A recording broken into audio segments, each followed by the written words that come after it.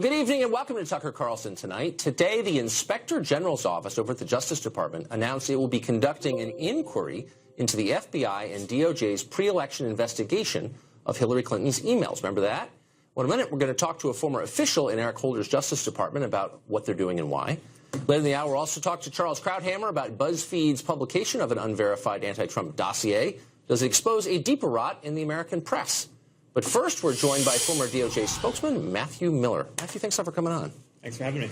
So why are we reopening this musty box? What don't we know about what happened? Seems like we know a lot. We know a lot about what happened. What we have not seen officially adjudicated is whether Jim Comey's conduct was appropriate in the way he handled his July 5th press conference and in the letter he sent to Congress on October 28th. Right. There were a lot of people like me who argue that he violated a number of Department of Justice rules.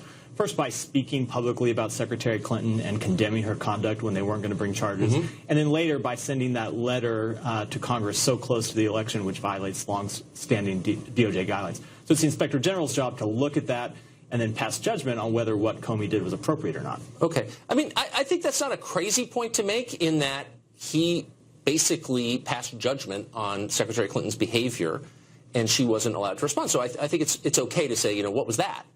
But this whole process began, as you'll remember, the only reason he was put in the position to do that was because the Attorney General, in effect, recused herself, Loretta Lynch, because she met on the tarmac with Bill Clinton, whose wife she was investigating, in this investigation.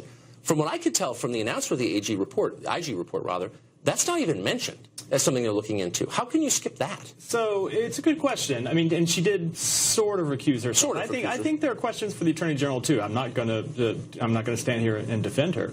But Jim Comey was the prime mover in this case. He's the one that made the decision to come out and have this press conference. And then he's the one that made the decision to send that letter against the advice of the Attorney General, the Deputy Attorney General, and other senior department But wait a second. You're right. He made that decision, but the only reason he was in the position to, not to be pedantic here, but I think it matters, the only reason he had to make that decision was because the Attorney General, for whom he works, wasn't making it because she had that meeting. Now, first of all, that meeting, it seems to me, if you're looking into corruption during the campaign, would be the red flag. That was an unbelievable, outrageous thing that she did, meeting with the husband of a subject.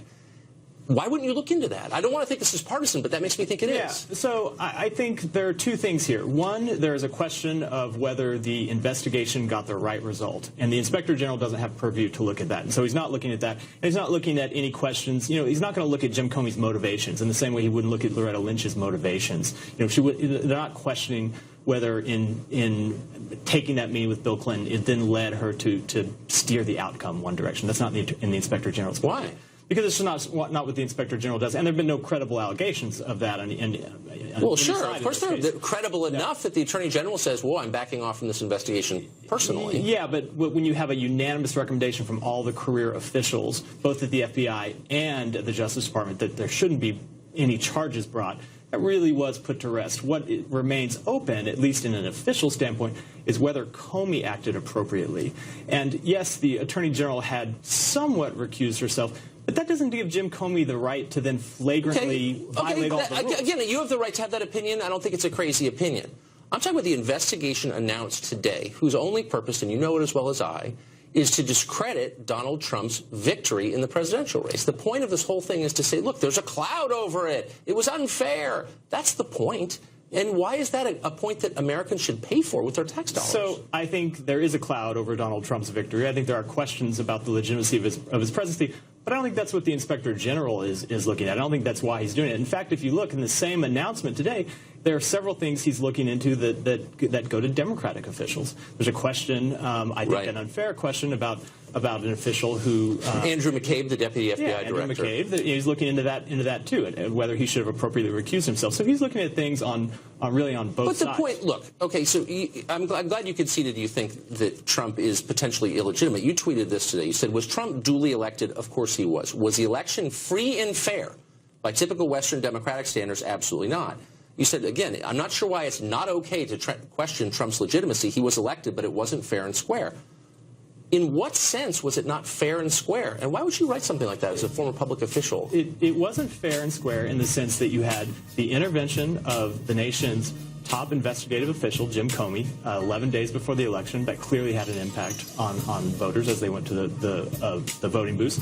and you had intervention by a foreign government that was seeking to subvert our democracy and elect Donald Trump, according to our intelligence agencies. Do you have agencies. any evidence at all that the intervention, as you described it, by Russia, and we're assuming that happened? I don't think it's a foregone fact. But do you have any evidence at all that that affected the election outcome in any way? You know, you'll never be able to definitively say, but political scientists that have looked at this already have said that you can see a 4-point drop in Clinton's poll numbers in the final days of the election. Because of Russia? It's impossible, of course, to say. Well, I can't prove the moon landing isn't real either, but I kind of assume it is because I know evidence to the contrary. Do you have evidence that Russia in any way affected the actual outcome? I think if you look at the timing of Comey's, I think you have to look at all these things together. If you look at the timing of Comey's letter, if you look at the continued stories that were coming out through WikiLeaks time and time again in the last 30 days of the election, and then you look at in those last 11 days when all of those were coming to the forefront at the same time, a drop in Clinton. But you're dodging my question on Russia. I mean, name one specific way that Russia affected the outcome of the election, and give me one even scintilla of evidence that that actually happened. I don't think that exists. So I think, this is a question of whether you assume that the intelligence agencies are correct in their assumption. This is the first thing. No, the intelligence agencies say Russia tried to do this. You're saying they had the desired outcome by affecting the election itself, and you have no evidence that that's true. No, I'm saying you first have to assume that the intelligence agencies are right. If you assume that, then you have to look at what happened at the end of the election when you had Trump repeatedly talking about WikiLeaks out on the campaign trail. If it wasn't so effective, why was he talking about it all the time? I think he clearly thought it would make a difference. I think he clearly thought it would make a difference because he wouldn't have been talking to voters about it all the time if he didn't. Well, of course, you can never definitively say. You can never look and say there are a million things that are. But you have no evidence at all. I guess that's what I'm saying. I mean, this stuff is studied. You can look at the timing and look at the timing of Clinton's drop in the polls in the last 11 days when all this happened. I'm not saying Russia by itself. I'm saying Russia combined with the. Look, I guess what's so frustrating here is that there's no evidence this had an effect on the election. Now, maybe it did, maybe it didn't, but we can't say that it did. And here you are saying it was not free and fair, which is a very big claim for someone who is widely believed, like you, a former public official, to make. But I would say this. Here's what we do know. Mrs. Clinton didn't have an economic message. The middle class did not vote for her. Huge parts of the country, the center of the country, non-rich people and non-poor people ignored her appeals.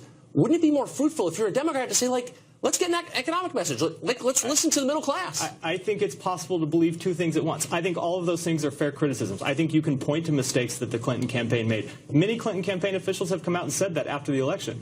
All that can be true, and she could still have been headed to really? win. Because I don't hear that. I haven't seen any.